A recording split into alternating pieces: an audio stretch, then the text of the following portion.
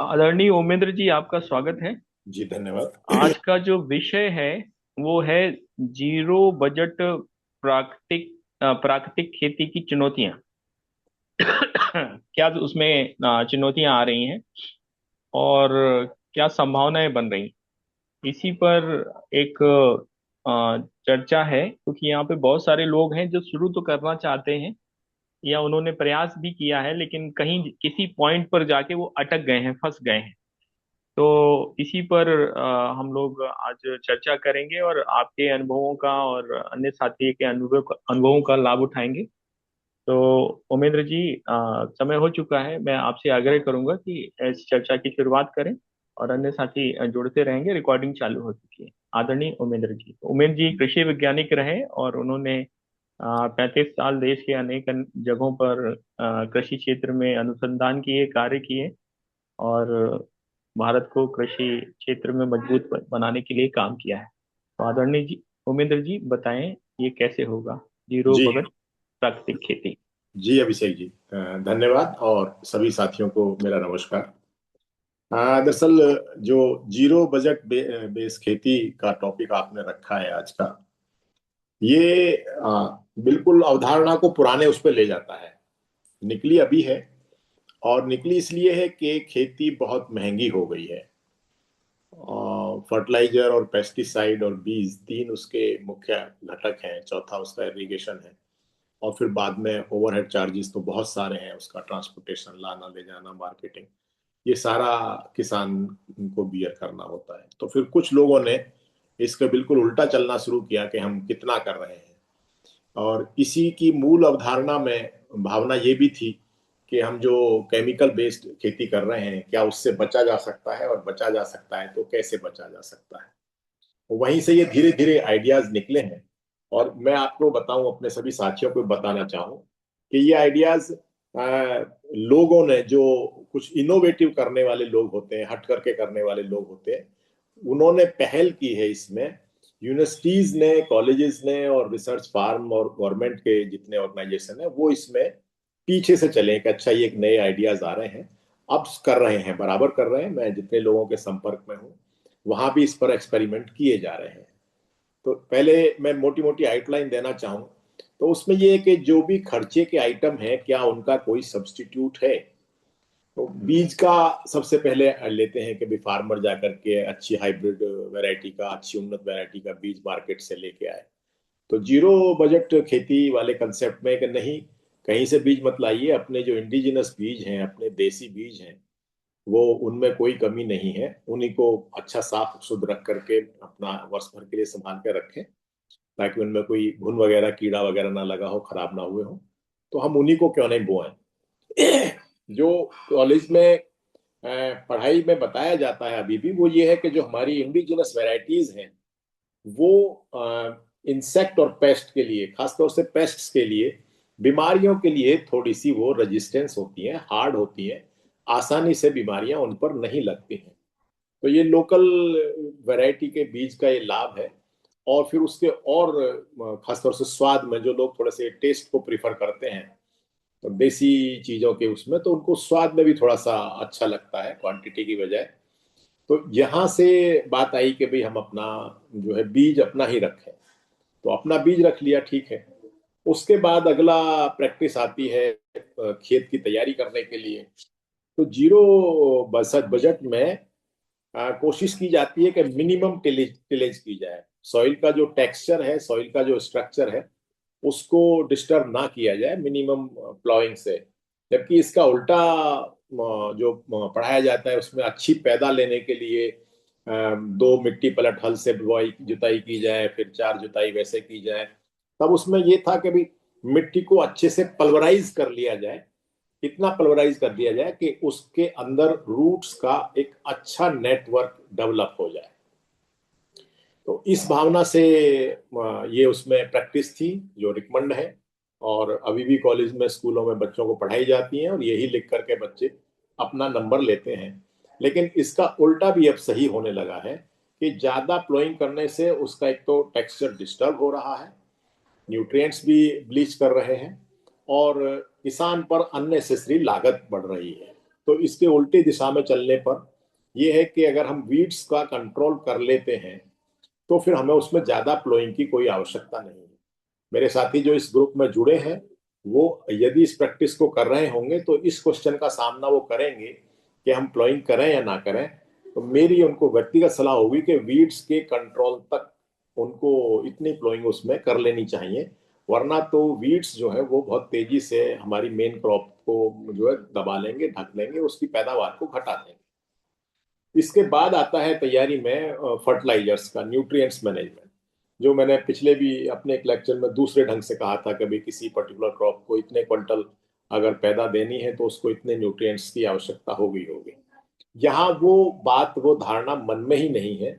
यहाँ तो एक तरह से आप समझिए कि जब मनुष्य सभ्यता में शुरू हो रहा था, खेती करना शुरू कर रहा था, एक जगह सेटल होना शुरू कर रहा था, सीख रहा था, तो वो जो भावना थी कि अपना कुछ दाने खोद करके मिट्टी में डाल दिए, या जहाँ कहीं सुअर खोद कर चले गए वहां उसने कुछ दाने लगा दिए, तो उसको वहां अच्छा पैदा लगती थी, फसलें मिलती थी। तो लगभग लगभग वैसी भावना से यहाँ खेती करने का प्रयास है। उसमें फर्टिलाइजर की बजाय जो नेचर में साइकिल है बैक्टीरियाज की, उनका हम किस प्रकार उपयोग कर सकते हैं। तो हुआ ये है कि जब से फर्टिलाइजर, केमिकल फर्टिलाइजर का जमीन में प्रयोग हुआ, तो धीरे धीरे उन बैक्टीरियाज की जो पॉपुलेशन थी और उनकी वैरायटी थी, मतलब thousands of types of bacterias, number of bacteria तो मिलियंस मिलियंस बिलियंस होंगे, बट टाइप भी इतने होते हैं मिट्टी में, जमीन में, कि उनको थाउजेंड्स टाइप्स के बैक्टीरियाज हैं जो मोस्टली उनमें हमारे लिए फायदेमंद है, लाभदायक है। कुछ ग्रोथ करते हैं तो हानिकारक भी हो जाते हैं। यहाँ मैं याद दिलाऊं तो हम ह्यूमन बीइंग के गट में भी बैक्टीरिया है, वो भी जो है सब हमारे लिए लाभदायक है। मैं वीडियो में सुन रहा था तो लगभग लगभग 4-5 किलो टोटल इंटेस्टाइन में बैक्टीरिया है। तो एक अच्छा खासा बॉडी का ऑर्गेन है बैक्टीरिया भी। उनकी किस तरह के कौन से वाले हैं, उससे आपका मूड तय होता है, उससे आपका सारा बॉडी की फिजिक और स्ट्रेंथ तय होती है। तो लाइकवाइज मिट्टी भी जो है ना वो एक जीवंत है, डेड नहीं है। लेकिन अनफॉर्चुनेटली उस समय ये ध्यान नहीं दिया गया, 65 ऑनवर्ड्स जब फर्टिलाइजर का प्रयोग बहुत तेजी से बढ़ाया गया था, और उन फर्टिलाइजर के केमिकल्स के इस्तेमाल से इन बैक्टीरियाज की पॉपुलेशन धीरे धीरे घटती गई। वो स्टडी में भी नहीं आए, किसी ने कोशिश भी नहीं की। और अब बाद में जब बैक्टीरियाज के बाद जो दूसरे हमारे अच्छे हमारे मित्र कीट थे, खासतौर से केंचुआ था, उसकी भी आबादी जब हमारे खेतों से कम होती चली गई, तब ये थोड़ा चौंकाने वाली बात हुई कि हो क्या रहा है। तो अब ये बड़ा क्लियर कट ऑब्जर्वेशन है, जो भी साथी अपना अपने आसपास खेतों में देखना चाहें वो देख सकते हैं कि जिन खेतों में फर्टिलाइजर यूज किया जा रहा है वहां केंचुआ नहीं जाता है, वो जाते हुए बचता है, क्योंकि उसकी स्किन को बर्निंग फील होती है, बर्निंग होती है। और जिस खेत में आप जरा सा केमिकल ना डालें और थोड़ा सा भी मतलब 1-2 टन भी अगर खाद डाल देते हैं गोबर वाली, तो आप पाएंगे कि एक सीजन में ही केंचुओं की पॉपुलेशन अच्छी खासी बढ़ जाती है।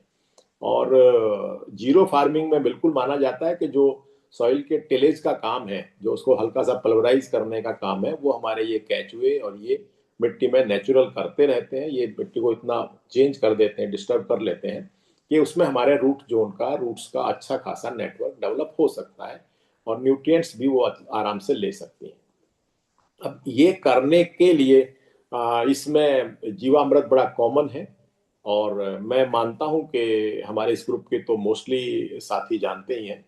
फिर भी मैं एक बार रिवाइज कर देता हूं कि भी उसमें आपको लगभग 200 लीटर पानी लेकर के उसमें 100 लीटर 180 लीटर पानी ले लीजिए, और 10 लीटर देसी गाय का गोबर ले लीजिए, 10 लीटर उसमें उसका पेशाब ले लीजिए गाय का, और 2 किलो ये बेसन ले लीजिए चने का या उड़द की दाल का, 2 किलो गुड़ ले लीजिए, और एक मुट्ठी लगभग ऐसा कोई 50-100 ग्राम किसी बरगद के पेड़ के नीचे से या ऐसी जगह से जहाँ फर्टिलाइजर वगैरह ना पहुंचा हो, जहाँ खेती ना हुई हो, जो पिछले कई 10-15 वर्षों से इंटेक्ट हो। ये माना जाता है कि वहाँ जब फर्टिलाइजर नहीं पहुंचे हैं, पेस्टिसाइड नहीं पहुंचे हैं, तो वहाँ हमारे ये बैक्टीरियाज हैं।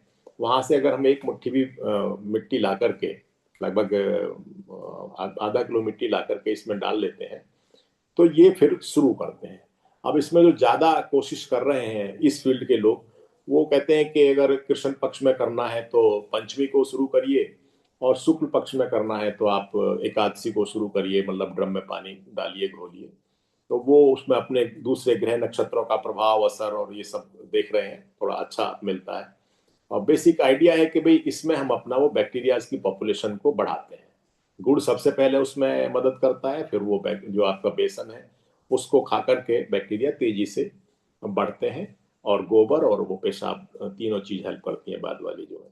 तो इस प्रकार ये हमारे पास 200 लीटर लिक्विड तैयार हो जाता है, जिसको हम फिर चाहते हैं कि खेत में धीरे धीरे ये हमारा सारी मिट्टी में पहुंच जाए।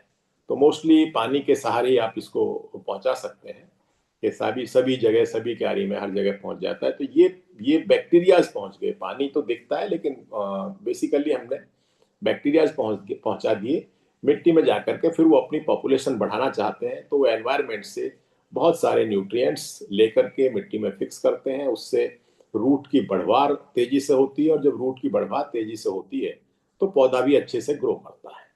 लेकिन अभी ये एस्टेब्लिश नहीं हो पा रहा है कि ये बैक्टीरिया कौन सा न्यूट्रिएंट कितनी क्वांटिटी में एनवायरनमेंट से लेकर के जमीन में फिक्स करते हैं। तो जब उसको साइंटिफिकली करना चाहते हैं या पूरा आउटपुट लेना चाहते हैं, तो फिर हमको दूसरे अल्टरनेट सोचने पड़ेंगे, जो लिमिटेशंस आप जिक्र कर रहे हैं। परंतु जिनको उसकी प्रोडक्शन से, क्वांटिटी क्विंटल से मतलब नहीं है, अपने खाने के लिए अगर पैदा करना है, तो ये बहुत अच्छा आइडिया है, बहुत अच्छी फसल होती है। और विशेष रूप से उसकी क्वालिटी, उसका स्वाद और उसके न्यूट्रिएंट्स, उसकी न्यूट्रिटिव वैल्यू, और किसी भी प्रकार की आपको फर्दर बीमारियां ना देने वाली प्रोड्यूस आपके पास अपने घर की होगी। तो इसी क्रम में पीछे चूंकि हम बीज अपने घर का ले रहे थे, वरना मार्केट में कोई भी अगर बीज आना है तो वो गवर्नमेंट की रूलिंग है कि उसको प्रॉपरली ट्रीट कर दिया जाए। और बीज हम अपना घर का लेते हैं, तो इसी थ्योरी में एक केमिकल बनाया जाता है छोटा सा, जो है इसका बीजामृत का, जिसमें मेन जो फंक्शन है वो आपका थोड़ा सा 50 ग्राम चूना है। बाकी 20 लीटर पानी लेकर के, और उसमें 2-2 लीटर आपका ये गाय का गोबर और पेशाब, और ये आपका बेसन, तीन चीजें लेकर के। लेकिन उसमें ये चूना जो है वो एंटी फंगल वाला रोल प्ले करता है। जितने बहुत सारी एग्रीकल्चर में पौधों पर बीमारियां बहुत सारी जो सीड बॉर्न होती हैं, जो बीज से, पिछली वाली फसल से बीज के थ्रू आपकी अगली फसल पर जाती हैं, और फिर उनका कंट्रोल नहीं हो पाता है। तो उनको चेक करने के लिए सीड ट्रीटमेंट प्रैक्टिस है। केमिकली उसके लिए आपका बाविस्टिन मार्केट में इसी नाम से मिलती है, बाविस्टिन नाम से, बड़ी अच्छी दवा है, कार्बनडाजिम करके। 2 ग्राम, 2 मिलीग्राम पर केजी सीड पर वो लगाई जाती है, बहुत थोड़ी सी पड़ती है। और मैं तो नहीं मानता कि उससे साथ कोई बहुत ज्यादा केमिकल और नुकसान होने वाली बात है। सीड प्रॉपरली ट्रीट हो जाता है, सभी फंगल डिसीज उससे कंट्रोल हो जाती हैं। तो दोनों चीजें मेरी तरफ से रिकमेंडेशन में बराबर बराबर है। अगर कसम नहीं खाइए कि नहीं हम बिल्कुल नहीं लगाएंगे, तो वो भी अच्छी चीज है। और वरना तो फिर बीजामृत के रूप में ये हम अपना चूना इसमें लेकर के, बाकी चीजें पेशाब और गोबर और ये चीज लेकर के, और इसको मतलब बीज पर इस तरह से करते हैं कि वो हर बीज हल्का हल्का मॉइस्ट हो जाए, हमारा ये लिक्विड जो है ये थोड़ा थोड़ा उसको टच कर जाए। तो फिर वो हमारा ट्रीट हो जाता है। फिर उसको छाया में सुखा लेते हैं, और 3-4 दिन बाद उसको सोइंग का टाइम होता है, जब आराम से उसको सो कर सकते हैं। उसके बाद पानी का देखिए, अब जैसे मैं बिजनौर में दौरे पर गया था, तो एक किसान मुझको मिला, उसने मुझे गुड़ दिया था, जिसने लड़के ने आकर के माइक पे बताया कि मैंने ईख में पानी भी नहीं लगाया, ऐसा बरसात हो गई तो पानी मिल गया, वरना तो ठीक है वो सूखी रहेगी तो सूखी रहेगी, और बारिश होगी तो बारिश होगी। मैं इतने हार्श की तरफ जाने की सिफारिश नहीं करूंगा साथियों से। फसल है, पौधा है, उसको पानी की आवश्यकता है, और हमारे पास पानी का साधन है, तो हमें पानी देने में कोई परेशानी नहीं। जो हमने 200 लीटर वाला जो घनामृत तैयार किया था, जीवामृत, वो आप टाइम एंड अगेन हर 25-30 दिन पर एक बार उसको भी लगा सकते हैं, तो इस बहाने हमारा घनामृत भी चलता रहेगा, और ये हमें उसमें जरूरत के हिसाब से पानी मिलता रहेगा। हाँ, ये जरूर ऑब्जर्वेशन है कि जहाँ केवल केमिकल खेती की जा रही है वो मिट्टी जल्दी सूख जाती है, जल्दी पानी मांगती है। जिसमें हम अदर देन केमिकल आपका कंपोस्टिंग और इस तरह से जो इस्तेमाल कर रहे हैं, तो मिट्टी की वाटर होल्डिंग कैपेसिटी बढ़ जाती है, उसको पानी की जरूरत उतनी ज्यादा नहीं रहती, थोड़ा पानी की रिक्वायरमेंट कम हो जाती है। अगर सामान्य खेत में 25-30 दिन बाद पानी की आवश्यकता पैदा होती है, तो इसमें फिर 35-40 42-45 दिन तक चली जाती है, मिट्टी में इतनी मॉइस्चर बनी रहती है। तो ये उसमें प्रैक्टिसेस फॉलो की जाती हैं। वीडीसाइड के लिए मतलब केमिकल और नॉन केमिकल दोनों में, इसमें भी कुछ प्रैक्टिस कहते हैं कि साहब वीड्स जहाँ हैं जैसे हैं वैसे ही छोड़ दिए जाए। ये मेरा अपना मानना है कि नहीं, उनको मैकेनिकली मैनुअली हाथ से चाहे उखड़वा के खुरपी दराती से उनको कटवा करके तब उनको वहां छोड़ दिया जाए, तो उनका जो रेजिड्यू है वो हमारे खेत में ही मिलता रहेगा। हो क्या रहा है, पिछले काफी वर्षों से केमिकल खेती करने से ये जो पौधों का रेजिड्यू था जो हमारे खेती में पुराने समय में मिल जाया करता था, उसी खेती से निकला और उसी में मिल गया, तो हमारी मिट्टी इंटैक्ट बनी रहती थी, अपना न्यूट्रिएंट मेंटेन रखती थी। अब वीड्स को हम ग्रो नहीं करने देते, जो फसल पैदा करते हैं उसको जड़ तक बिल्कुल काटते हैं और फिर उसको उठा करके मार्केट ले जाते हैं और बाकी कुछ भी करते हैं, वापस उसमें रेजिड्यू नहीं मिलने देते हैं। बहुत पुराने समय में जो है जूम कल्टीवेशन एक प्रैक्टिस थी, जब ये ज्यादा न्यूट्रिएंट्स का मैनेजमेंट किसानों को नहीं पता था। तब ये था कि ठीक है, एक खेत में फसल ले ली, 1 वर्ष ली, 2 वर्ष ली, फिर लगा कि थोड़ी कमजोर पड़ रही है तो उस खेत को छोड़ देते थे। ये तो मैंने अपने बचपन तक देखा है कि इस बार खास तौर से ये खरीफ वाली जो रेनी सीजन वाली क्रॉप है उसको मिस कर दिया जाता था और प्लोइंग करके खेत को फ्रेश रखते थे। तो हमने बचपन में जानना भी चाहा तो हुआ कि साहब मिट्टी की ताकत बढ़ाई जा रही है, इसको एक बीच में छोड़ दे रहे हैं, उससे ये थोड़ा सा हो जाता था। तो ये प्रैक्टिस उस तरह से की जा सकती है। वरना तो हमें वीट कंट्रोल के लिए मैकेनिकली बिल्कुल होशियार रहना चाहिए, प्रॉम्प्ट रहना चाहिए, ताकि वीड्स हम प्रॉपरली कंट्रोल कर सकें। ये है कि इनको काट करके मल्चिंग का काम लें, वहीं उस पर डाल देंगे तो दूसरे पौधे उसमें जब तक फसल है हमारी वो ग्रो नहीं कर पाएंगे। तो इस प्रकार ये मोटी मोटी बातें थी जीरो बजट इसमें खेती में। आपका कोई प्रश्न होगा तो उसका मैं प्रयास करूंगा जवाब देने का। धन्यवाद उमेंद्र जी। आपने बहुत विस्तार से बताया सारी चीजें। हमारे बीच में डॉक्टर सुभाष नलंगे जी भी हैं और जीवेश पांडे जी भी हैं।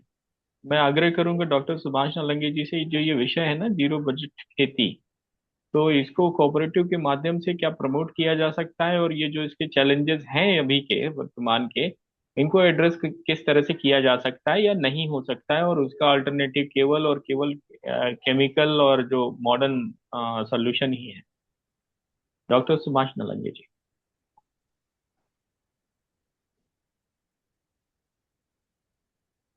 डॉक्टर सुभाष नलंगे जी।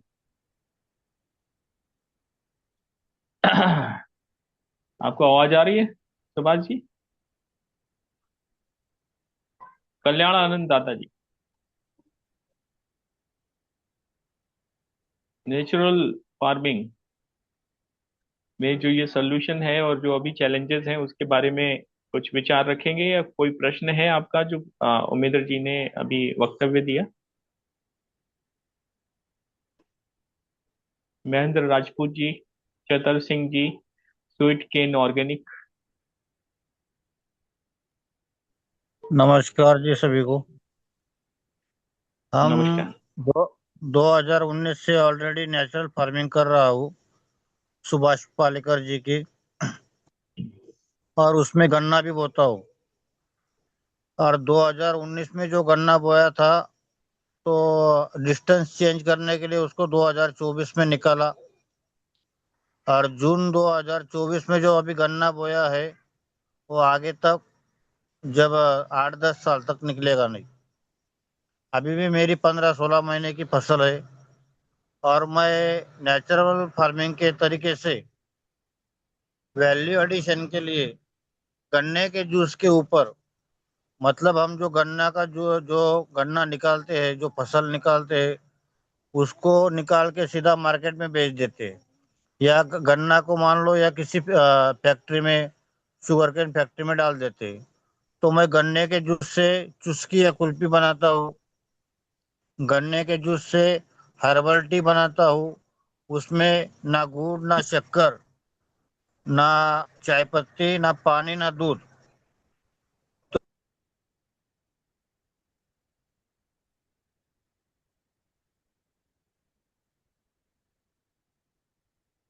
जी महेंद्र जी, आपकी आवाज़ चली गई है।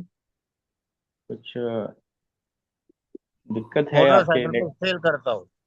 जी जी। वैसे वैल्यू एडिशन के लिए गन्ने के जूस का पेड़ा बनाता हूँ। गन्ने के जूस से खोबरा पाक बनाता हूँ। और गन्ने के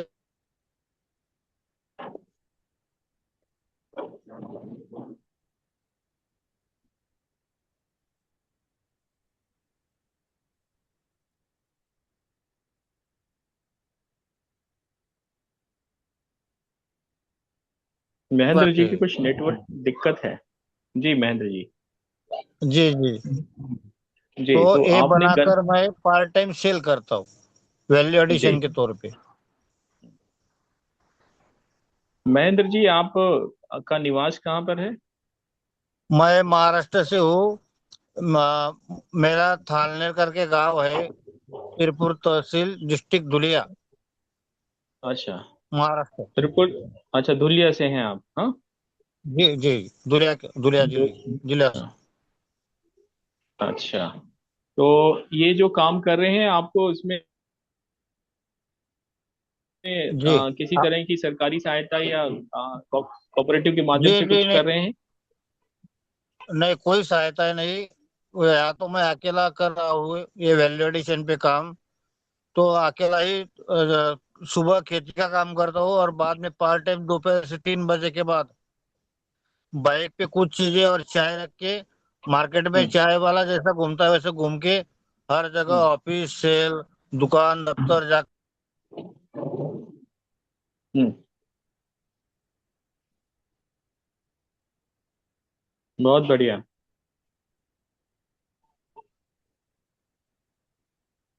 डॉक्टर सुभाष नालंगे जी, जो विषय है आज का, जीरो बजट खेती, इस पर आप अपने अनुभव बताइए, या कोई विचार है वो रखिए।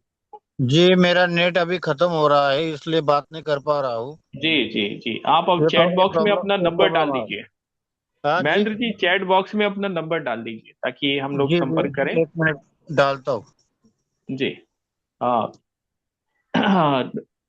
कल्याण आनंद जी, चतर सिंह जी, स्वीट केन ऑर्गेनिक,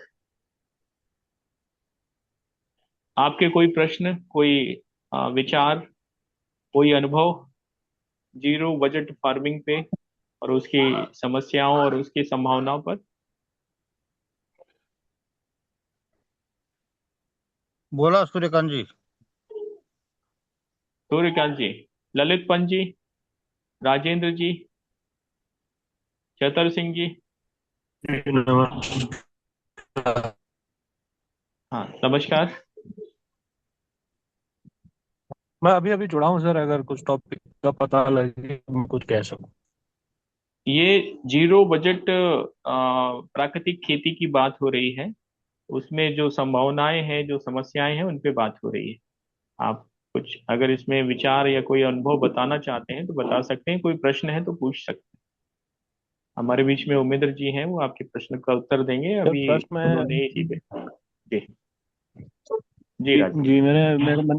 हाँ प्रश्न है सर, एक दो प्रश्न है। जैसे पहला तो ये है जी। कि बीच में हमारे उत्तराखंड वाले ग्रुप में एक बात आई थी, दीपक ढोंडियाल जी एक जुड़े थे। हम्म और उन्होंने इस बात पे काफी जोर दिया कि जो हमने जो भी चीजें उगानी है उसके बाद जो प्रोसेस करना है उसको ड्राई फॉर्म में हम परिवर्तित कर दें। तो वो कह उनका जो कहना था, उनके अनुसार ये था कि ड्राई फॉर्म की आज के समय में बहुत ज़्यादा डिमांड है और उससे हम लोग काफ़ी अच्छा प्रॉफिट बना सकते हैं। तो अभी उसके बाद मैंने पर्सनली उनसे बात की, तो मेरे को फिर अ, जो उन्होंने राय दी कि मशीन वगैरह ले लो, ड्रायर वगैरह, और उसके बाद जो भी उत्पाद है उसको ड्राई कर लो करके। बट फिर वो मार्केट कैसे हो, ये सब चीज़ें हैं। तो अभी जैसे कल मैंने ये पूछा था ग्रुप में, लेकिन अभी बहुत बात नहीं हो पाई कि ये हमारे पास अभी अदरक का जैसे उत्पादन है मेरे खुद के अपने घर में। अब पहाड़ में बहुत ज़्यादा होता नहीं, लेकिन उसके बावजूद घर में अभी 3 क्विंटल के आसपास है। तो अदरक की अभी पैदावार अच्छी हुई है इस बार, लेकिन क्या अगर हम उसको ड्राई कर दें तो इसमें कैसे हमें फिर जैसे ड्राई करके शॉन्ट बना दें, तो क्या उस शॉन्ट का हमें कोई मार्केट कहीं पे किसी को ऐसे ठीक ठाक रेट पे कैसे उसका उपलब्ध हो पाएगा, एक तो ये है। और दूसरा सर हल्दी के विषय में है। हल्दी के विषय में ये है कि हल्दी के बारे में जैसे मेरा इस बार इंटरेस्ट है कि जैसे अभी हल्दी का सीजन आने ही वाला है उसके उगाने के लिए, बोने के लिए, तो हल्दी में मैंने बहुत सा बीज के बारे में मैं डिसाइड नहीं हो पा रहा है, क्योंकि मैंने बहुत सारी जगह पूछा भी, जैसे यहाँ पे डीआरडीओ से भी मदद ली। तो उसमें दिक्कत ये हो रहा है कि जैसे पहाड़ की जो हल्दी है वैसे तो फेमस करके 3 साल की हल्दी है, लेकिन डीआरडीओ का जो साइंटिस्ट थे उनका कहना था कि जो 3 साल वाली हल्दी है हमारी, उसमें भले ही खुशबू मिनरल्स वगैरह ठीक हैं, लेकिन जो उसका मेन आकर्षण होता है, मुख्य करक्यूमिन कंटेंट, वो उस पे वो कह रहे हैं कि बहुत कम मात्रा में है, 3% के आसपास, 3.5% के आसपास। तो वो एक्सपोर्ट क्वालिटी की हल्दी है नहीं, ऐसा उनका कहना था। तो मैंने उनसे फिर बीज के बारे में पूछा कि बीज कहाँ से मिलेगा और कैसे होगा करके। तो उनका कहना है कि क्लाइमेटिक कंडीशंस अलग होती हैं, जो प्लेन का बीज है वो पहाड़ पे सक्सेसफुल हो नहीं हो, वो भी चीज़ें हैं। तो मैं ये चाह रहा हूँ कि अब जैसे वो कह रहे थे कि आपने ट्रायल करना पड़ेगा अपनी ज़मीन पे, तो अलग अलग बीज आप अपनी ज़मीन पे लगाइए, तो उसमें फिर उसको टेस्ट करके जिसका करक्यूमिन ठीक है उसको आगे बढ़ाइए करके। तो मैं अभी थोड़ा सा बीज मिलने की दिक्कत हो रही है कि कहाँ से प्रॉपर बीज मिल पाए। आज उत्तराखंड के ग्रुप में चर्चा हुई थी, लेकिन फिर भी अगर उससे और भी किसी के पास सलाह हो तो वो दे पाएं कि मैं 5-6 प्रकार के बीज उगा के फिर आगे अगली बार जो भी फाइनल हो उसको आगे बढ़ाऊं। राजेंद्र जी, कौन सा जनपद है अपना? ये पिथौरागढ़ में है सर, उत्तराखंड। तो वहाँ हॉर्टिकल्चर डिपार्टमेंट है ना? हाँ हाँ, हॉर्टिकल्चर डिपार्टमेंट। तो मेरी सलाह तो है कि आप हॉर्टिकल्चर से कांटेक्ट करें, उनका काम है, उनकी ड्यूटी है ये बीज प्रोवाइड करना। और जो आपकी क्लाइमेटिक कंडीशन को सूट करेगा वही देंगे, वो दूसरा देंगे भी नहीं। जी, उनसे उनसे चर्चा की थी सर, लेकिन मेरे को ऐसा लगा कि उनका बीज शायद बहुत ज़्यादा डिफाइन नहीं है उनके पास, और बीज तो दे रहे हैं। तो अब मैंने एक दो लोगों से उनसे पूछा कि बीज का थोड़ा सा अगर स्पेसिफिकेशन मिल जाए, तो उनको बहुत ज़्यादा आइडिया नहीं था। और फिर डीआरडीओ वाले कहते हैं कि आप जैसे वो खुद कह रहे थे कि पंतनगर से बात करो, फिर पंतनगर में कोई भी मिला नहीं, तो अभी क्लियर नहीं हो पा रहा है। हाँ, तो यहाँ से टेक्निकल सलाह तो मेरी यही होगी। आपकी यूनिवर्सिटी पंतनगर है और डिपार्टमेंट हॉर्टिकल्चर है। ऑफिशियल वे में तो चैनल में तो ये देंगे, प्राइवेट कोई दे रहा है तो उसके बारे में मैं तो यहाँ से नहीं रिकमेंड कर पाऊंगा, जी जी। है ना। लेकिन हाँ, ये बात सही है कि वेराइटल सूट उसका देख लीजिए, जो वैरायटी आपकी क्लाइमेटिक कंडीशंस को सूट करती है वो वैरायटी लगाइएगा। हाँ सर, अब जैसे हाँ इसमें हाँ हम जी जी जी। अन्य साथी। मेरे जी, नमस्कार सभी को। नमस्कार। एक है कि सुभाष पालकर जी को लेकर के हम लोग को निकलता दो है कैंप करवाए मान्यता थे उड़ीसा में। पे। बरगढ़ और बलांगीर को बरगढ़ और संबलपुर के बीच में हम लोग को 7 दिन का कैंप करवाए थे, और एक कैंप करवाए थे ढेंकानाल में, जहां मैं थोड़ा सा संगठन देखता था। तो दोनों जगह पर 7-7 दिन का कैंप करने के बाद अभी लगभग 400 450 किसान बरगढ़ और संबलपुर के किसान ने खेती कर रहे हैं, और एक अपने स्तर पर संगठन के स्तर पर कर रहे हैं। दूसरी तरफ जो नेशनल प्रोग्राम चला कि ऑर्गेनिक फार्मिंग का, हर जिले में हर ब्लॉक में भी 5-5 एकड़ खेती किए। ये 450 एकड़ 450 किसान का अच्छा पैदा हुआ। बेसिकली उड़ीसा में चावल का हम लोग पैदा कर रहे हैं। दूसरी है कि पूरा नेचुरल फार्मिंग जिसको बोलते हैं, एक भी पेस्टिसाइड, एक भी कुछ भी नहीं देते हैं, मतलब उनको फर्टिलाइजर। वो हम देख रहे हैं कि रायगढ़ से लेकर के जो ट्राइबल फील्ड में, बेसिकल ट्राइबल, कंधमाल हो, रायगढ़ हो, कि ये जो ट्राइबल कम्युनिटी के लोग एक भी कुछ नहीं डालते हैं और पूरा नेचुरल फार्मिंग करते हैं। अभी दिक्कत यह है कि आप नेचुरली जब ग्रो कर रहे हैं, पैदावार कम हो रहा है कंपेरेटिव टू जो हम अगर 30 क्विंटल 35 क्विंटल अनाज उगा रहे हैं, धान उगा रहे हैं फर्टिलाइजर दे करके 1 एकड़ में, वहीं पर आप काफी कम हो रहा है। जहां हम सिर्फ गोबर से और जीरो बजट फार्मिंग जो कर रहे हैं, लेकिन उनका जो मार्केट, उस तरह का अगर कस्टमर, उसका जो मार्केट हम लोग रेडी नहीं करते हैं, तो धीरे धीरे धीरे धीरे किसान घट रहे हैं कि जीरो बजट फार्मिंग करने में। जो पहले काफी लोग किए थे 2012 में हम लोग करवाए थे कैंप, 10 में करवाए थे कैंप, 10 और 12 के बाद जो काफी लोग किसान खेती करने शुरू किए थे, धीरे धीरे धीरे धीरे घट गए। और जब वो जीरो बजट फार्मिंग का जो गवर्नमेंट जो सब्सिडी देकर करवाए, तो धीरे धीरे सब्सिडी बंद हुआ तो वो लोग भी हट गए। तो हमारे यहाँ सवाल है, दो काम एक साथ होना चाहिए। एक तो जो ऑर्गेनिक फार्मिंग कर रहे हैं, जीरो बजट फार्मिंग कर रहे हैं, जो नेचुरल फार्मिंग कर रहे हैं, उनका जो अनाज हो रहा है नेचुरल, वो ज्यादा रेट में बेचने के लिए कि कंज्यूमर कोऑपरेटिव के माध्यम से कि कंज्यूमर खड़ा करना पड़ेगा ताकि उनको सपोर्ट मिले, क्योंकि उस तरह सारे लोग को नहीं खा सकते हैं। आज नेचुरल, मैं उड़ीसा का एक दो जगह बोल रहा हूं जहां रागी मिलेट का कीमत है 22 रुपया, 24 रुपया, 25 रुपया, उनको उतना मार्केट नहीं दे पा रहे हम लोग। और वहां कई टन के हिसाब से मिल रहा है, क्विंटल हिसाब नहीं, कई टन के हिसाब से मिल रहा है।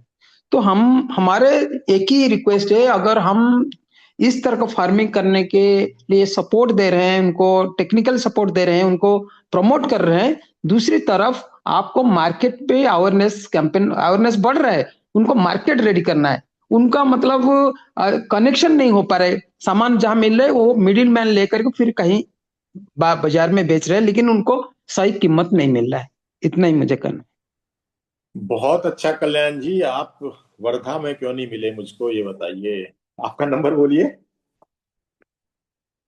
94383 94383 623 623 72।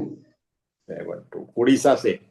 हाँ, मैं भुवनेश्वर में रह रहा हूँ, लेकिन मैं ट्राइबल मतलब रायगढ़, संबलपुर, मालकानगिरी, कोरापुट, कंधमाल एरिया में, मैं उस एरिया में काम करता हूँ। Right right.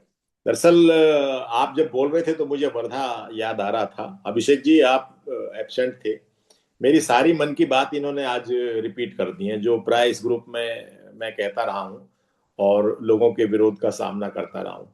अब देखिए, ये फार्मर हैं जिन्होंने अपने सुभाष पालेकर जी के प्रेरणा से कार्यक्रम शुरू किया है। खुद कह रहे हैं कि 450 किसान जुड़ गए थे और हम केवल ऑर्गेनिक करना चाहते थे, परंतु अब ग्रेजुअली हम घटते जा रहे हैं क्योंकि पैदावार कम हो रही है और रेट वही मिलते हैं जो केमिकल वाले हैं। ये बहुत बड़ा चैलेंज है कल्याण जी, और मैं अलग अलग फोरम पर, अलग अलग प्लेटफॉर्म पर ये बात उठाता रहा हूँ कि, और ये बात एग्रीकल्चरिस्ट से ज्यादा इंजीनियर्स से मुखातिब है। अभिषेक जी आप इसको नोट करिएगा। मेरा अनुरोध इंजीनियर्स से है कि वो ऐसा मैकेनिज्म डेवलप कर दें कि प्रोड्यूस को टेस्ट करने का जो कंज्यूमर है उसके घर में एक छोटा सा कोई थर्मामीटर, बैरोमीटर, ऐसी मशीन हो जो अपना वो प्रोड्यूस में लगाए और चेक कर ले कि ये ऑर्गेनिक है या केमिकल है। तो आप मानिए कि हम, मतलब मैं छोटा सा आदमी, मैं ये चैलेंज लेने को तैयार हूं, तो 50% खेती आपकी ऑर्गेनिक में आ जाएगी। कंज्यूमर वही रेट देता है, वो केवल एक विश्वास है कि हाँ साहब इसमें ऑर्गेनिक किया गया है। अब इन्होंने एक पॉइंट हल्का सा टच किया था कि गवर्नमेंट सब्सिडी बेस्ड हर जिले में स्कीम चलाई जा रही है, उसको ऑर्गेनिक करने के लिए फार्मर को पैसा दिया जाता है कि आप इसमें पेस्टिसाइड ना डालें। और ये बिल्कुल सही बात है कि वो पैसा भी ले लेते हैं और वक्त बेवक्त मौका देख करके उसमें अपना पेस्टिसाइड भी डाल देते हैं। स्कीम 3 साल चलनी है, एक किसान को लगभग मोटा मोटी 1 लाख रुपए तक सब्सिडी के रूप में मिल जाती है 1 हेक्टेयर तक, और वो 3 साल बाद स्कीम को बंद हो जाना है, किसान वापस केमिकल पर आ जाता है। तो ये इस तरह से आगे दौड़ पीछे चौड़ वाली बात चल रही है ऑर्गेनिक फार्मिंग में। आपकी पीड़ा बिल्कुल सही है, उसके निदान अभी ऑफिशियल वे में या टेक्निकली भी, व्यवहारिक में भी अभी बहुत ज्यादा मिले नहीं है। जी नहीं, मेरे एक ही रिक्वेस्ट था, जिस तरह वंदना शिवा का जो दिल्ली का मॉडल है, अगर उसको प्रमोट करने के लिए हम कोशिश कर रहे हैं कि भुवनेश्वर में इस तरह का मॉडल खड़ा किया जाए। कहीं बड़े बड़े जहां है कि जो बायर्स है middle class upper middle class लोगों बायर्स है, लेकिन हम उसको कनेक्ट नहीं कर पा रहे हैं। उसके लिए हम लोग को प्रमोट करने के लिए ये हमारे पास ताकत नहीं है, अकेले नहीं कर सकते। ये हम सुभाष अपने हाँ सुभाष सुभाष नालंगे जी नहीं बोल रहे, ये आपकी मदद करेंगे, ये अपने चैनल में ले लेंगे चीजों को, ये गारंटी देते हैं कि हाँ ऑर्गेनिक है। तो और तो प्राइवेट तो सिस्टम अभी केवल माउथ से है ना, वो फेथ की बात है। या फिर इसमें बड़े प्लेयर आ जाएं, अंबानी आ जाएं, अडानी आ जाएं, कोई और इस तरह के प्लेयर आ जाएं जो उधर परचेज करते समय उसका केमिकल फ्री इंश्योर करें, उनकी साख होगी, उनकी क्रेडिबिलिटी होगी। जैसे मदर डेयरी अपनी आ जाए वो अगर करने लगे, तो वो उनके पास लेबोरेटरीज हैं, हर हर आइटम को, हर प्रोडक्ट को वो चेक कर लेंगे और फिर वो देंगे, तो वो रिलायबिलिटी डेवलप हो जाएगी किसान, मतलब आम आदमी को, कंज्यूमर को, जो मेट्रोपॉलिटन सिटीज में रह रहे हैं लोग देख रहे हैं। तो फिर एक फेथ डेवलप हो जाएगा। रास्ता कहीं है, आसपास ही है, दूर नहीं है। शायद उम्मीद करिए कि 1-2 वर्ष में शायद कोई ऐसा सिस्टम डेवलप हो जाए। दो दो चीजें दिखाई पड़ती हैं जी। ये दूसरा वाला आइडिया ज्यादा फिजिबल है। इन साहब को, अडानी साहब को आइडिया दे दिया जाए तो वो शुरू करा देंगे, कोई दिक्कत नहीं। भाई उनको जहां परचेज करना है वहां उसका केमिकल टेस्ट करना है, बाकी तो फिर वो मार्केट में दे ही देंगे, उन्हें कोई दिक्कत नहीं। जी। टाटा ने ऐसा कुछ किया हुआ है, टाटा शुद्ध करके कुछ एक ब्रांड लॉन्च किया है। अच्छा। हाँ, हाँ तो मार्केट में है, क्योंकि मैंने कुछ खरीदा उससे कई बार। तो अच्छा। वो ये क्लेम करते हैं कि ऑर्गेनिक है, शुद्ध है, ऐसा क्लेम करके वो बेचते हैं। हाँ रेट तो भी नॉर्मल से ज्यादा ही रहते हैं। हाँ बट नहीं, तो वो तो देखिए ना, अब ये पैदा कर रहा है किसान, आप देखिए आपके सामने बैठे हैं, तो वो कह रहे हैं ना कि पैदावार घटती है, प्रोडक्टिविटी तो कम होनी ही होनी है। जैसे इन्होंने कहा कि अब अगर वहां 30-35 क्विंटल पर हेक्टेयर की पैदा हो रही है इनकी धान की, तो यहाँ नहीं मिलने वाली आपको 20 क्विंटल से ज्यादा। कल्याण जी बताइए, आनंद जी, लगभग हाँ कितनी हाँ, मिल जाए? मतलब 15-16 इस तरह का ऑर्गेनिक हम लोग जो किए, खेती अच्छा से भी किए, जी और जी। 15-16 तक जा रहे हैं। 16 मैक्सिमम हम लोग यहाँ 5 एकड़ में, यहाँ भुवनेश्वर के नजदीक कर रहे हैं। नटवर सड़ेंगी उनको अवार्ड भी मिल रहा है, और उन वो प्योर ऑर्गेनिक और उसी मॉडल में कर रहे हैं। वो ज्यादा से ज्यादा हम लोग दिखाना चाह रहे हैं कि कितना भी मेहनत करे, 20 से ऊपर नहीं जा रहे हैं। नहीं जाए। वही प्रॉब्लम है। नहीं तो इसका पालेकर जी ने क्या सॉल्यूशन बताया है? पहले के रीज तो हम लोग को बौद्धिक क्षेत्र में बोलते हैं कि इस तरह का है, प्रोडक्शन बढ़ा सकते हैं, प्रोडक्शन जा सकता है, और मतलब वो प्रोडक्शन घट रहा है, लेकिन हम जो पेस्टिसाइड डाल रहे हैं, जो आप फर्टिलाइजर डाल रहे हैं, उनका इनपुट कॉस्ट घट रहा है। तो अगर बराबर देखा जाए, अगर उनको कस्टमर देखा जाए, तो हमारे आउटपुट ज्यादा निकलेगा। सिर्फ कस्टमर को जोड़ना बाकी है, क्योंकि जो सामान हम लोग को 30 क्विंटल 35 क्विंटल जितना दाम है, 20 क्विंटल उनसे ज्यादा हम कीमत में बेच सकते हैं हाँ आज नहीं, का ऑर्गेनिक। हाँ बिल्कुल बिल्कुल बिल्कुल ठीक। पॉइंट यही है कि ऑर्गेनिक का हमें प्राइस जो है वो ऑर्गेनिक की तरह मिल जाए, इनऑर्गेनिक से अलग मिल जाए। हमारी क्वालिटी अलग है तो क्वालिटेटिव मिलना चाहिए। जी। जी जी अभिषेक जी। हमारे अन्य साथी डॉक्टर सुभाष नलंगे जी इस पे कुछ विचार रखेंगे। Realme 7 Pro आपने हैंड रेज किया है, आप अपना प्रश्न, अपने विचार रख सकते हैं। जो साथी पहली बार जुड़े हैं वो चैट बॉक्स में अपना नाम, नंबर और जिला डाल दें। जी जी अभिषेक जी, प्रोफेसर भाई के यादव, योगेंद्र यादव बोल रहा जी नमस्कार भाई साहब, आप नमस्कार। कैसे हैं? था। हाँ, ओमेंदर जी का लेक्चर था तो उनसे हमारा स्पेशल प्रेम है। नहीं, तो प्रेम तो मैंने हमसे कहा भी कि है, आज आज सुन बस लेते उनमें होता कितना रहता परिवर्तन आया है। क्योंकि ये तो केमिकल फार्मिंग के जनक रहे हैं, ये डायरेक्टर रहे हैं एग्रीकल्चर के। और इनके टाइम में जैसी भी खेती हुई है सरकार की, उसके जिम्मेवार आदमी है। अगर गलत हुई है तो ये उसकी हाँ जिम्मेवारी लेंगे और सही राजनीति की कर रहा पाएंगे। मेरा छोटा सा सवाल था, एक विद्यार्थी के तौर पे आज पूछ रहा हूं मैं, कि एक ऑर्गेनिक फार्मिंग है उमेंद्र जी, जी जी मैं सुन रहा हूँ भाई साहब। ऑर्गेनिक फार्मिंग है, दूसरा नेचुरल फार्मिंग है, तीसरा आज की जो चर्चा है zero budget farming. Zero budget तो हो ही नहीं सकती है, क्योंकि बिना पैसे के खेती तो होगी ही नहीं। ये इतना भी मेरे को गलत लग रही है एक्चुअल में, जीरो बजट। और तीसरा सरकारी फार्मिंग, जो सरकार का इतना बड़ा तंत्र है, मंत्रालय है, विश्वविद्यालय है, ऑफिसर्स हैं, वो खेती करवा रहे हैं। ये चार में को थोड़ा सा अगर डिमार्केशन कर पाए तो समझ मैं बाकी प्रयास लोगों कर की मैं बनेगी, प्रयास और हमें भी थोड़ा सा सहयोग मिलेगा। जी जी उमेंद्र जी। जी, मैं प्रयास कर रहा हूँ। नेचुरल फार्मिंग तो एक तरह से बिल्कुल छोड़ देने वाली चीज है। नेचुरल और जीरो में बहुत ज्यादा गैप नहीं है। जीरो को हम थोड़ा सा मैनेजमेंट करते हैं, देखते हैं, बट उससे अगली स्टेज है, अगला स्टेप है। जैसे मैंने बताया कि वो बच्चे ने बिजनौर में मेरे को गुड़ दिया था, और उसने बताया कि जी मैंने गन्ने में पानी भी नहीं लगाया, बारिश हुई तो पानी आया, वरना तो मैंने पानी भी नहीं दिया। बगल के खेत में पानी था, वहां तक ट्यूबवेल चल रहा है, लेकिन मैंने नहीं दिया था। तो वो नेचुरल वाला था। हम अपने जीरो में मिनिमम करते हैं, जीरो कहते हैं लेकिन प्रयास करते हैं कि मिनिमम खर्चे हैं। तो वो सारे एस्पेक्ट जो मैंने आपको बताए वो इसमें जीरो वाले में। जब ऑर्गेनिक फार्मिंग की तरफ जाते हैं तो फिर हम खर्चे की तरफ दिमाग लगाने की बजाय हम उसमें खर्चा करते हैं, लगाते हैं, कोई दिक्कत नहीं। अगर हमको, जैसे उसमें वर्मी कंपोस्ट बड़ा इंपॉर्टेंट आइटम है ऑर्गेनिक फार्मिंग में, तो हम वहां फिर न्यूट्रिएंट्स देने के लिए वर्मी कंपोस्ट का और बाकी चीजें अगर बाहर से भी लानी है, हमको डालनी है, करनी है, तो वो करते हैं। ये तीनों चीजें, लेकिन ये तीनों खेती, नेचुरल, जीरो और ऑर्गेनिक, ये तीनों केमिकल फ्री हो गई ऑलमोस्ट।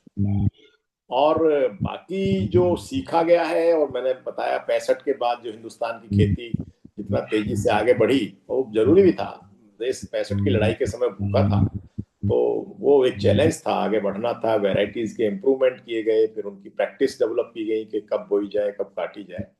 और वो सारी यूनिवर्सिटीज की लाइब्रेरी में, बुक्स में नोट है, थीसिस लिखी हुई है उन पर।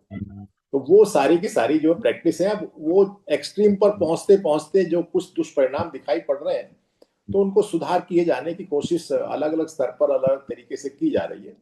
और हम जो समाज में देखते हैं वो उन्हीं का मिक्सचर है। कोई अपना पूरा केमिकल लगा करके, और कोई क्या, सभी कर रहे हैं। मैं अभी शाम सब्जी खाते समय बिटिया को कह रहा था कि बेटे, तुम तो टमाटर मुझे खुश करके दे रही हो कि टमाटर अच्छी चीज है, लेकिन इस पर 4 बार पेस्टिसाइड स्प्रे किए गया, ये मैं जानता हूँ।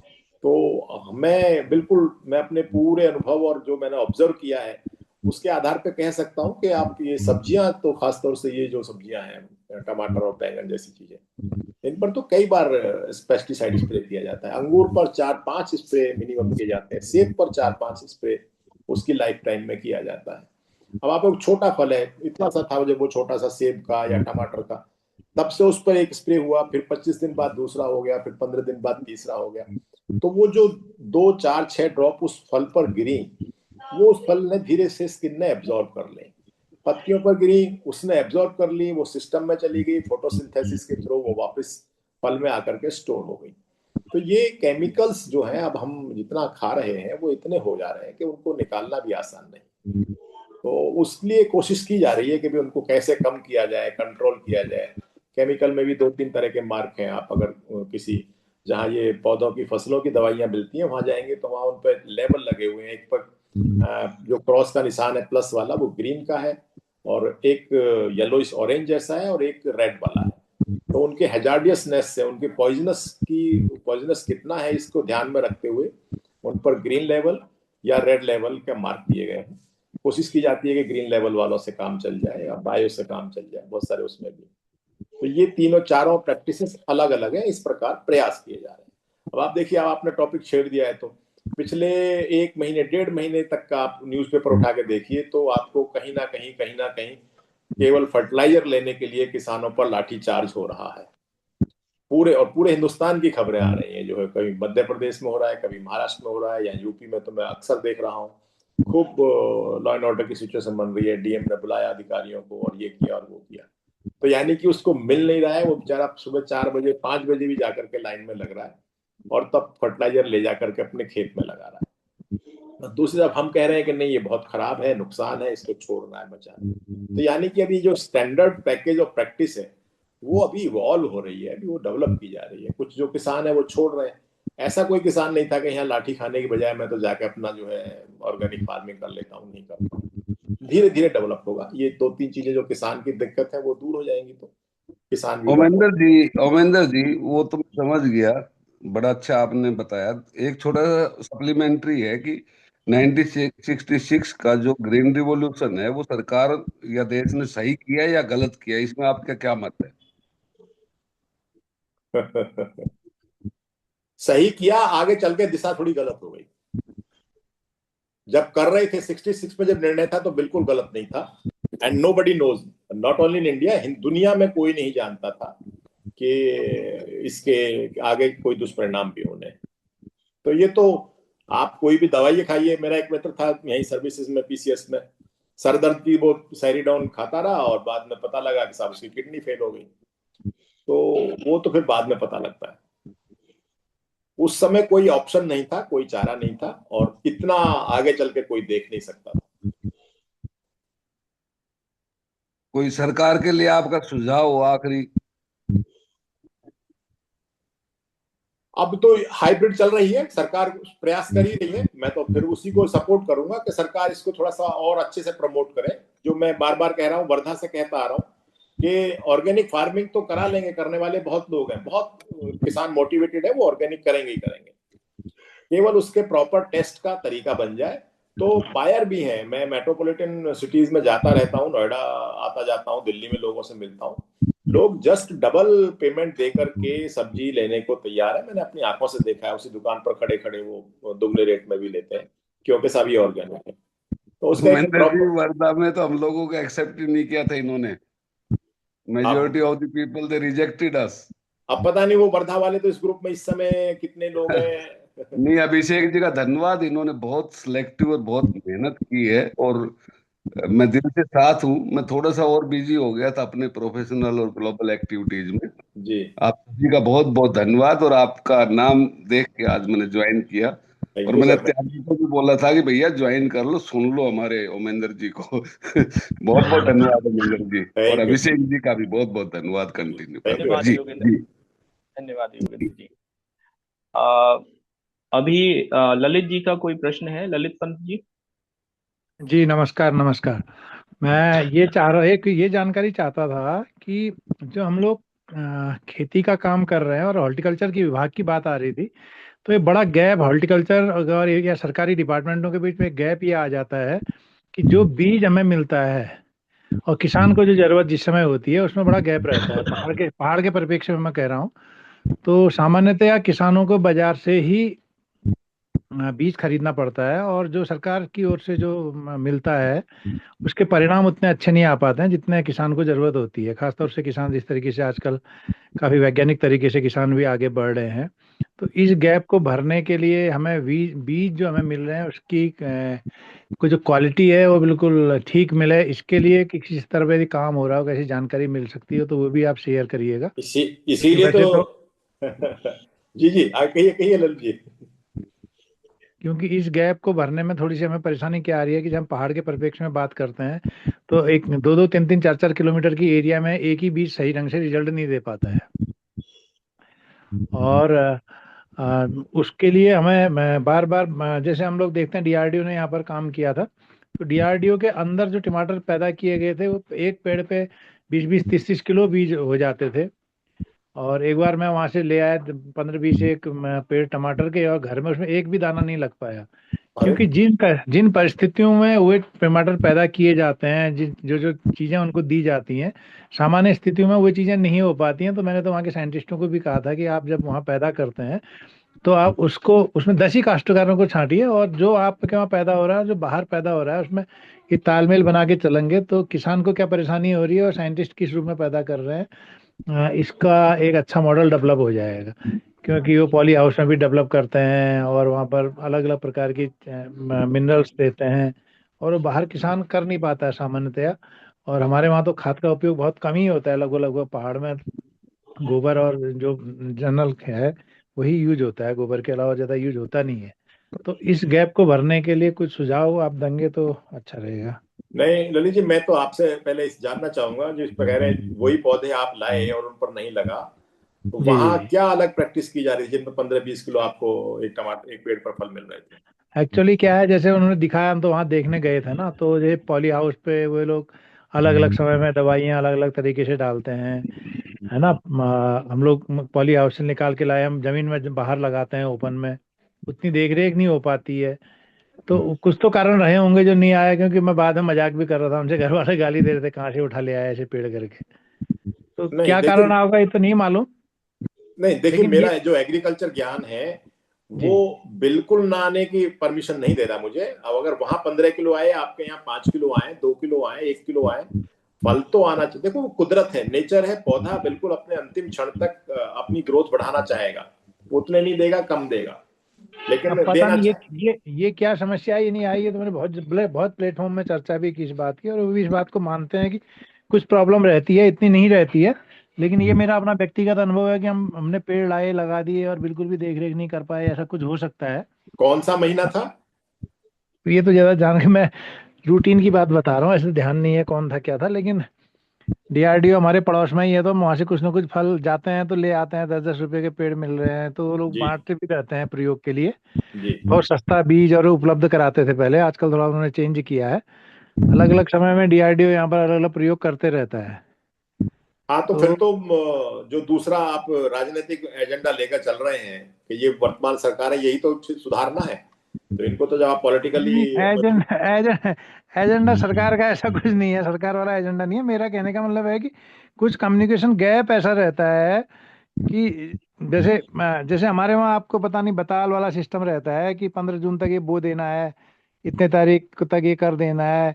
यदि आपको नवंबर में बीज बोना है तो दिसंबर में यदि बीज उपलब्ध होगा तो उसके रिजल्ट नहीं आएंगे। ये सब चीजें हैं, तो इसके लिए कोई ऐसा सर्टिफाइड चीजें हो या कोई ऐसा प्लेटफॉर्म हो जहाँ से हमारा पहाड़ के साथ उन बीजों का वो हो जाए, ये जानना चाह रहा था मैं। नहीं नहीं, देखो मैंने जब आपसे महीना जानना चाहा तो आपने उसको स्किप किया। फल ना आने का कारण मेरे को देर तक, अब रात तक मुझको परेशान करेगा कि भाई कोई पौधा लगाया गया है तो उस पर फल क्यों नहीं आएगा। नहीं नहीं, इतना परेशान होने की जरूरत नहीं है। आप कोई पिथौरागढ़ आने का प्रोग्राम नहीं, बनाइए, साथ वो काम मेरा करेंगे। मैं आऊंगा। ऐसा परेशान होने की जरूरत नहीं है। और जहां तक ये व्यवस्था है कि भाई हमें उस पौधे का लगाने का समय नवंबर है और सरकारी विभाग दिसंबर में बीज दे रहा है, तो ये ही तो फिर राजनीतिक रूप से सुधारने की चीजें और बातें हैं। इन्हीं के लिए तो फिर आप ग्रुप में हैं। वो जी जी जी। मतलब सिस्टम को सुधारना, एडमिनिस्ट्रेटिव सुधार है, उसमें टेक्निकल नहीं है। टेक्निकल उसमें नहीं है, एग्रीकल्चर का नो हाउ नहीं है, वो एडमिनिस्ट्रेटिव सुधार है, पॉलिटिकली सुधार की जरूरत है कि भाई टाइम, जिस चीज का जब समय है तब वो चीज मिल जानी चाहिए, उसका बीज मिल जाना चाहिए। जी, धन्यवाद। ये स्वीट सिगर केन ऑर्गेनिक नाम से एक साथी हैं। हाँ, ये नमस्ते जी। जी मैं महाराष्ट्र सातारा से जिले से बोल रहा हूँ। जी जी हमारा एक फार्मर ग्रुप है। हमारा एक 100 एकड़ खेती हम केमिकल फ्री करते हैं 2005 से। और जी ये जो भी उत्पादन हम निकालते हैं वो, आप बोले वो वैसा सही है कि जो केमिकल वाला जो उत्पादन रहता है और नॉन केमिकल वाला रहता है तो उसमें से डिफरेंस रहता है। लेकिन जो भी उत्पादन निकलता है वो अच्छा निकलता है, उसका टेस्ट अलग रहती है, उसका सब अलग रहता है और मार्केट में उसको रेट भी अच्छा मिलता है। लेकिन क्या है कि आप जो भी उत्पादन निकलेगा वो आप केमिकल के साथ बेचेंगे तो उसको रेट कम मिल जाएगा। लेकिन आपकी एक अलग पहचान होगी तो आपको रेट अच्छा मिल जाता है। हमारा जो भी जितना उत्पादन निकलता है उसमें से हम वैल्यूएडिशन करके ही मार्केट में बेचते हैं अभी। तो हमें तो अभी तक दिक्कत कुछ आई नहीं। लेकिन क्या लोगों को क्या दिक्कत आती है मुझे पता नहीं। हमने जो भी गन्ना हमारे यहाँ सबसे ज्यादा बनता है। तो गन्ने में हम वैल्यू एडिशन करते हैं। गन्ने से हम चाय बनाते हैं, गन्ने से हम गुड़ बनाते हैं, गन्ने से लिक्विड जागरी बनाते हैं। ऐसे अलग अलग जो भी अ, बनता है वो बनाते हैं हम। पेड़ा बनाते हैं गन्ने के जूस से। तो लोगों को अपना माल जो बनाते हैं वो सही दाम में बेचने के लिए उसको वैल्यू एडिशन करना पड़ेगा। जब तक आप रॉ मटेरियल बेचेंगे तो उसको रॉ ही आपको पैसा मिल जाएगा, ऐसा मुझे लगता है।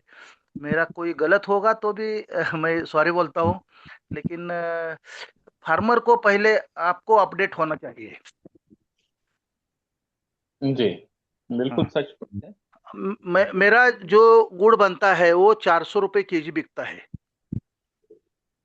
जी तो आपने हाँ मार्केटिंग साइड काफी काम किया है, आपके कस्टमर हैं जो कि आपके नहीं क्वालिटी नहीं से। कस्टमर बंद नहीं नहीं सर जी, ऐसा है कि लोगों के पास पैसा बहुत है, लोगों को अच्छा मिलता नहीं, इसके वास्ते लोग पैसा नहीं देते। अब जी केमिकल वाला बेचेंगे 4 दिन के बाद बोलेंगे कि मेरे पास विदाउट केमिकल वाला आया है, तो और पैसा नहीं देंगे आपको। आपके पास कोई एक सब्जी उन्होंने मांगी और वो आपके पास नहीं है, तो उसको बोलने का कि वो मेरे पास अभी नहीं है, तो आपका वैल्यूएशन बढ़ जाता है। जी जी लेकिन क्या होता है कि हमारे कुछ फार्मर ने केमिकल फ्री ऑर्गेनिक ऐसा बोल के मार्केट में बेचा, तो लोगों ने आपका विश्वास टूटा, आपके जो आप फार्मर की बात है, वो जो फार्मर पर रखता है वो। अभी मेरा बस सबसे बड़ा मार्केट है पुणे, और ऑल इंडिया में मैं कुरियर से भेजता हूँ सब, जम्मू कश्मीर से कन्याकुमारी तक हमारा ग्राहक है। जितना भी हमारा प्रोडक्ट निकलता है वो सब हम वैल्यू एडिशन करके बेचते हैं। तो हमें तो आज तक हमें 2005 से कर रहे हैं, तो हमें तो कुछ अभी तक दिक्कत नहीं आई।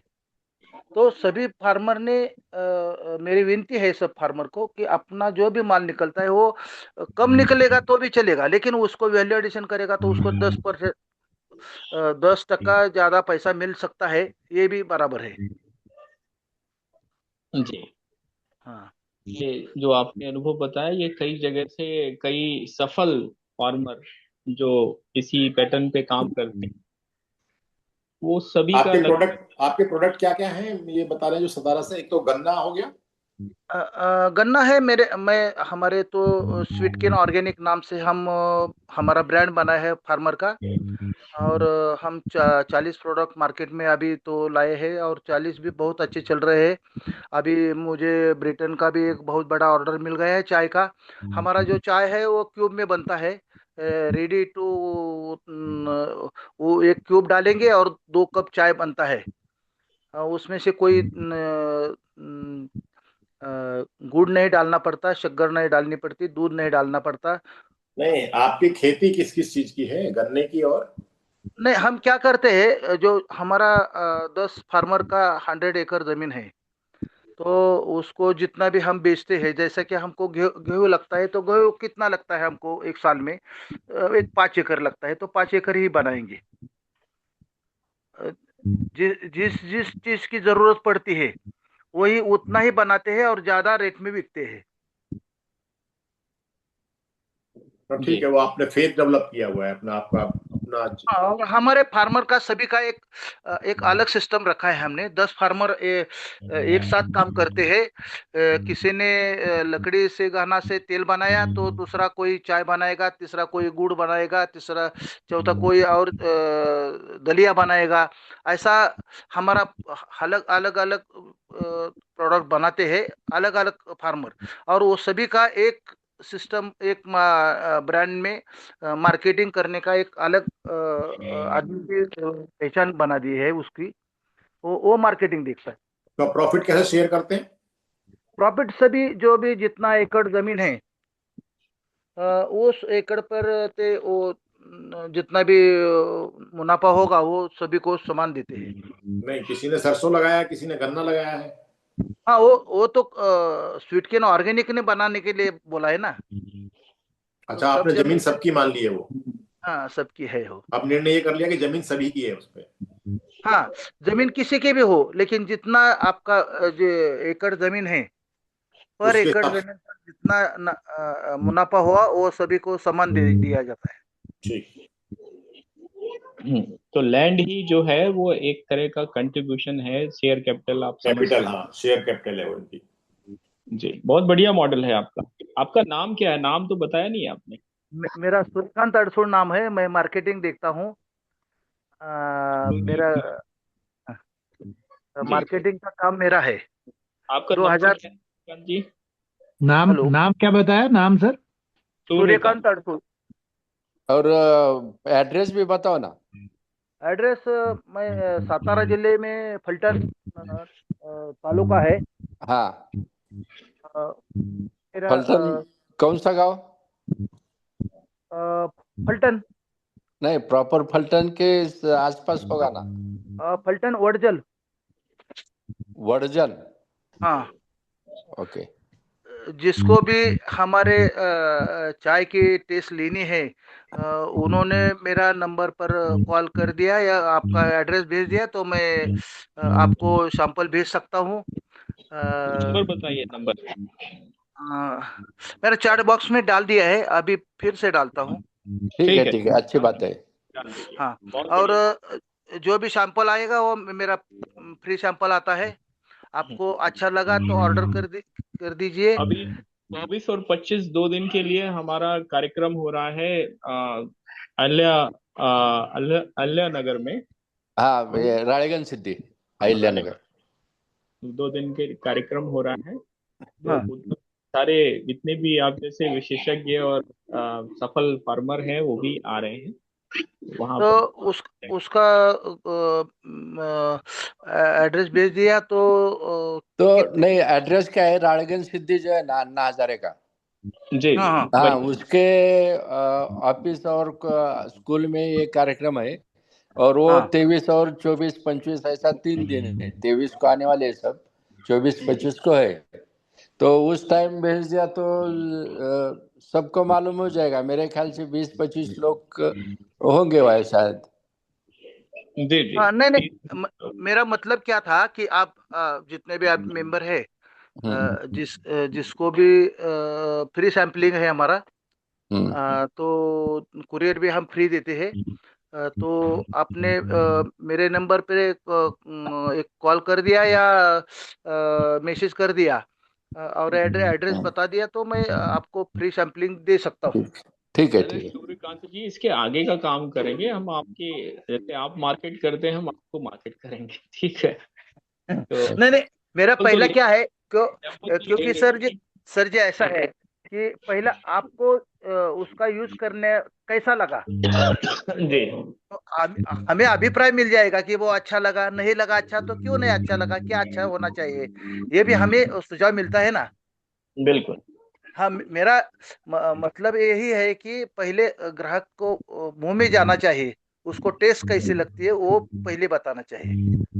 जी हाँ, इसके लिए मैंने बोल दिया कि एड्रेस बता दिया तो मैं सैम्पलिंग दे सकता हूँ। जी जी बिल्कुल। हाँ, और मिलेगा। मेरा अभी हम अभी अभी मैं सूर्यकांत जी का नंबर ले लें। अभी जो हमारा विषय है उस पर हम फिर से वापस लौटते हैं। इस विषय में किसी अन्य साथी का कोई प्रश्न, सुझाव या विचार है तो वो रख सकता है। अभी हमारे पास 10-11 मिनट और वो अपनी बात रख सकते हैं। दिलीप, दिलीप जी, दिलीप जी आप कुछ कहना चाहेंगे?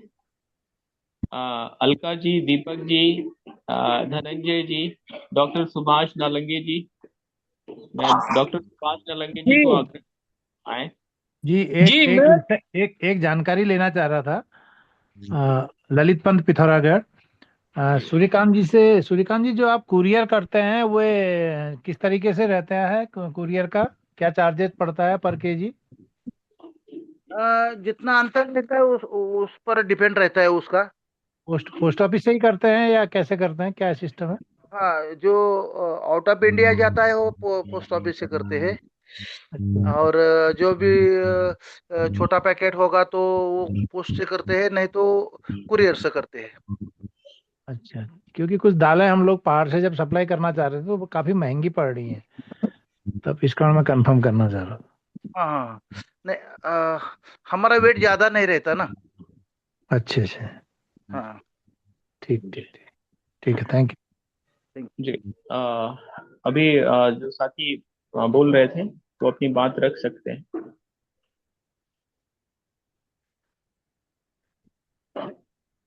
सुभाष जी।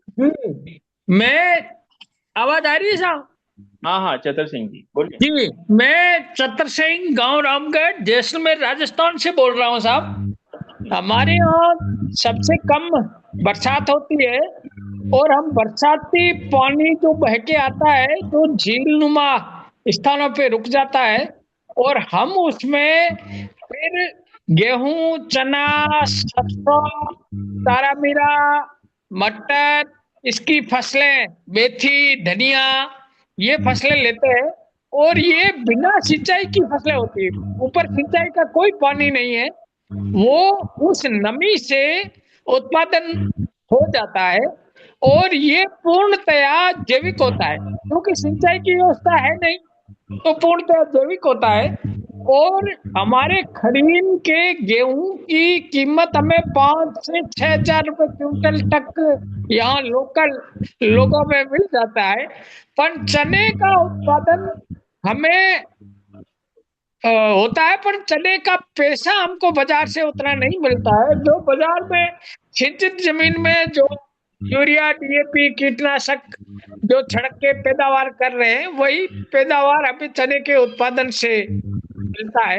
और इस प्रकार हमारा ये जैसलमेर में खड़ी खेती बिना सिंचाई के हम फसलें ले रहे हैं। जी नमस्कार। बहुत बहुत धन्यवाद चतर सिंह जी, आपने बहुत अनुभव अच्छा दिया कि किस तरह से आप ऑर्गेनिक चीजें उगा रहे हैं, और ऑर्गेनिक या प्राकृतिक चीजें उगा रहे हैं।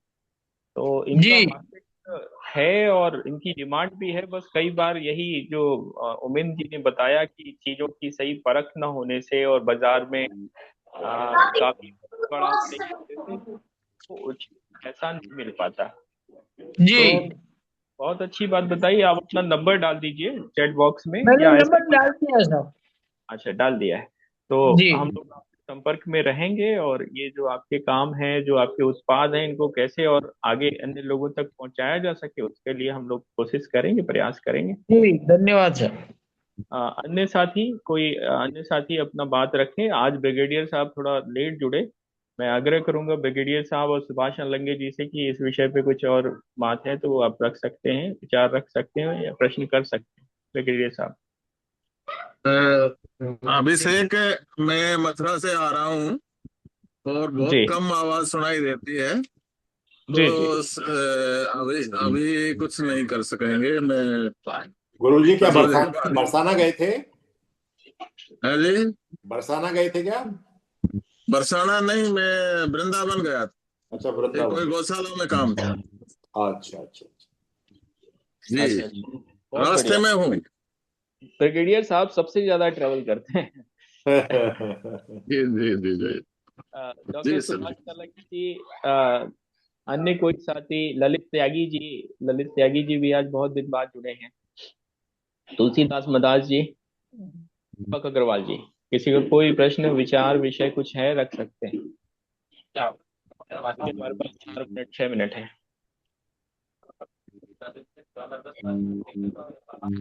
जी, अलका दीदी, दिलीप दिलीप जी,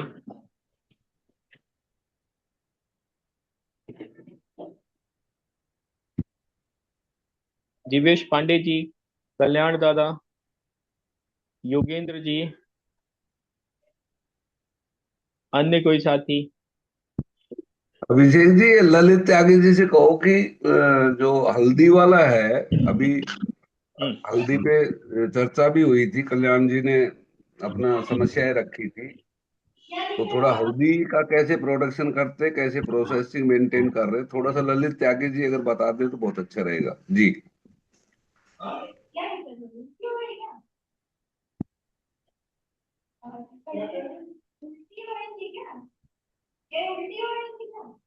ललित त्यागी जी, शायद सुन नहीं पा रहे ललित जी। अंत में मैं आग्रह करूंगा देवदत्त गंगवार जी से कि आप आए और इस कार्यक्रम का समापन करें, और जो हमारे उमेंद्र जी हैं वो भी कंक्लूडिंग रिमार्क दें। पहले देवदत्त गंगवार जी और उमेंद्र जी।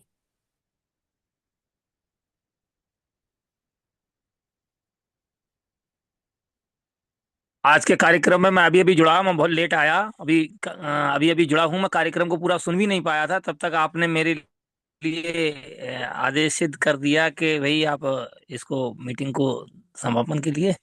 तो मैं प्रोग्राम को पूरा समझ नहीं पाया था, तो मैं श्री ओमेंद्र जी से अपना निवेदन करता हूं कि वो मेरी जगह पे वो समापन की घोषणा करें।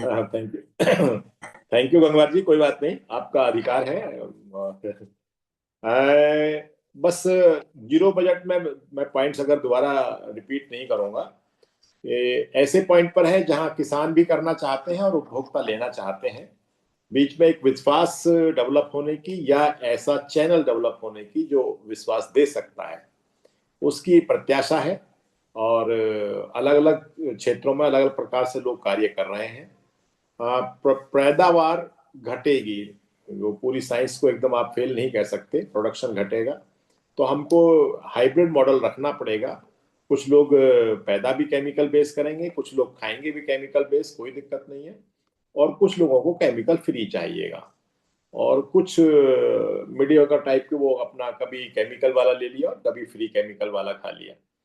संभावनाएं हैं, लिमिटेशंस भी उसकी अपनी जगह है, ऐसी कोई बात नहीं है, लेकिन संभावनाएं भी बन रही है। मैंने जैसा कहा पीछे एक चर्चा में कहा था कि नेचर इवॉल्व करती रहती है, कोई बैक्टीरिया आज नहीं है लेकिन वो स्ट्रेन नया आ सकता है, नया बन सकता है। नेचर में बहुत सारे काम अपने आप इस प्रकार होते रहते हैं, तो जैसी जरूरत होती है वैसा सिस्टम चेंज करता है अपने को।